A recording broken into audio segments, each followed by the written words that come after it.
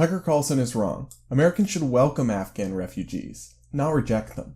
With the crisis that's going on right now in Afghanistan as the Taliban retake control, millions of people are going to be displaced. They're going to have their lives upended as an oppressive regime takes control back over the country. We should be welcoming refugees in response, but some conservatives, like Tucker Carlson, want us to do the opposite. Let's break it down.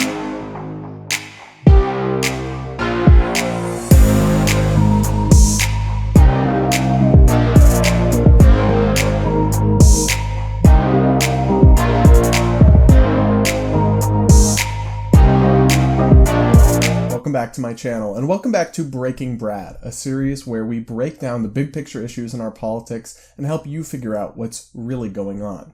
To start, let's just go over the facts of what's going on.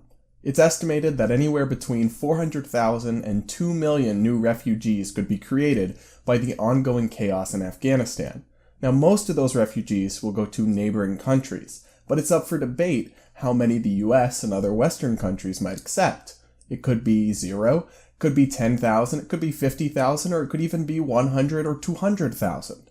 But that's up for debate, and many conservatives aren't supportive of the idea of opening our doors to people from the war-torn country. Now, I want to start with an important disclaimer. Unlike many on the left and many progressives, I don't think you're racist or a bigot or xenophobic or whatever just because you're not fully comfortable with refugee resettlement in the US.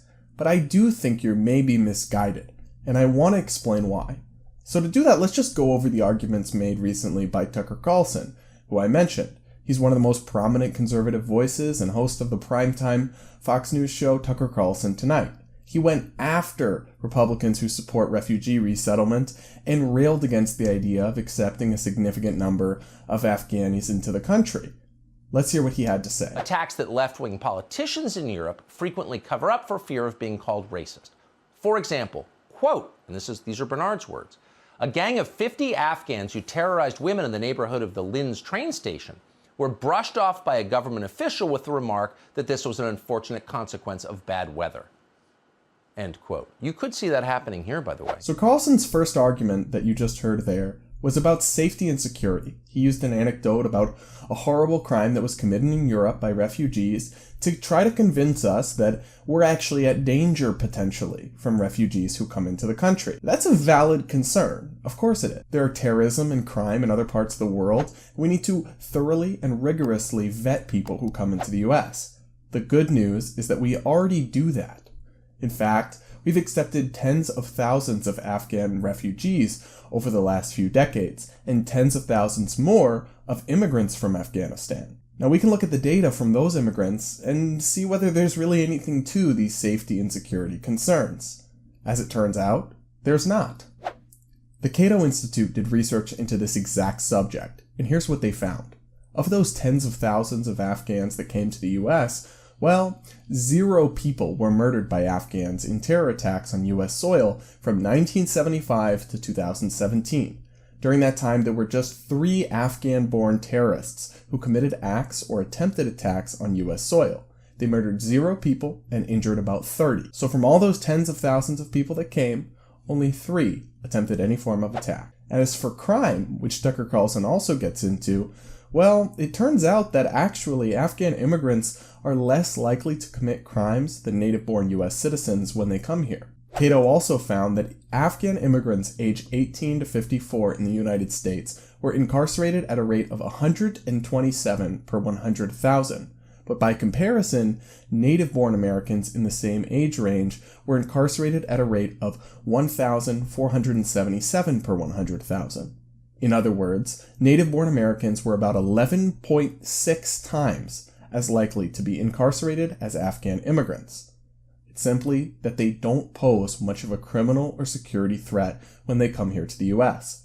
That's what the facts say, and using emotional anecdotes doesn't change that reality. Now, one of Tucker Carlson's other arguments against Afghan immigration and refugee resettlement here in the US was that it's not our moral responsibility in the US.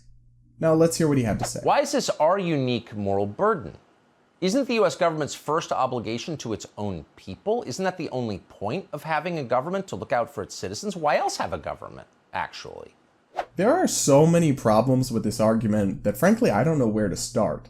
First off, it's not just the US's moral responsibility. In fact, most of the refugees from Afghanistan will go to neighboring countries or to Europe, and only some will come to the US. Not a majority, let alone all. Moreover, the US actually does have particular moral responsibility in Afghanistan. Whose military intervention was it that destabilized the country in the first place? That's right, it was us. And Tucker is actually a critic of failed nation-building attempts and endless wars, so he should know that. The other big misconception here is that we're sacrificing anything by allowing these refugees to come into the country. We're not. It's actually a win-win. Refugees are actually a net positive for our economy. One study found that after 6 years in the US, refugees worked at higher rates than natives, even though they didn't earn quite as high wages, but that over time, they actually paid $21,000 more in taxes than they ever received in benefits over their first 20 years in the US. These people aren't a drain on society, they add to it, and letting them come here is a win-win for everybody involved. Carlson makes another interesting argument against Afghan refugees coming to the US and talks about how overcrowded we are or something. Take a listen. Less than 40% of the millennial generation will own a home by the age of 34. They're all renting, and rent is going up too, a lot. The growth in median rent outpaced the growth in median renter income in nearly every state between 2001 and 2019. That's a disaster. That's a terrible development for American citizens. So why is it happening? Well, lots of reasons, but one reason it's happening is America's becoming a lot more crowded than it ever was. And one of the reasons for that is that we're now living through the biggest influx of refugees in American history.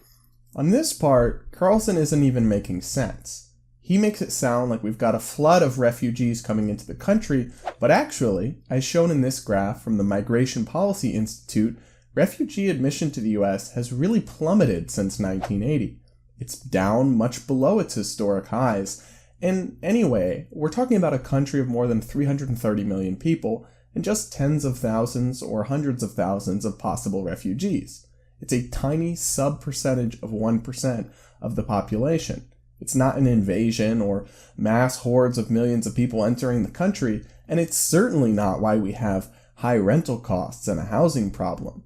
The reason for that, well, we could do a whole nother video, and maybe we will actually on that, but that has so much more to do with government regulations that make housing too expensive, that make it impossible to build homes and build new rental units, and things like the eviction moratorium. Check out my video on that, by the way, that disincentivize landlords from renting out their properties, but that has nothing to do with a few 10,000 people who came here from war-torn countries, and it's just misleading to tell his viewers otherwise. At the end of the day, it's understandable that conservatives and many other Americans have valid concerns about refugee resettlement. But when it comes to admitting people from Afghanistan, well, we helped destroy that country and create the problems that they're now facing. And frankly, we have both the moral responsibility and every reason to open our doors. It won't hurt us, it won't endanger us, it'll only help our economy, and it's something that everybody, liberal, progressive, conservative, libertarian, should support. Thanks for watching, guys, and if you like this video, make sure that you go ahead and give it a like below. Leave a comment, let me know what you think, and subscribe to this channel, turning on the notifications so we don't have to trust the algorithm gods. And with that, I'll see you all in my next video.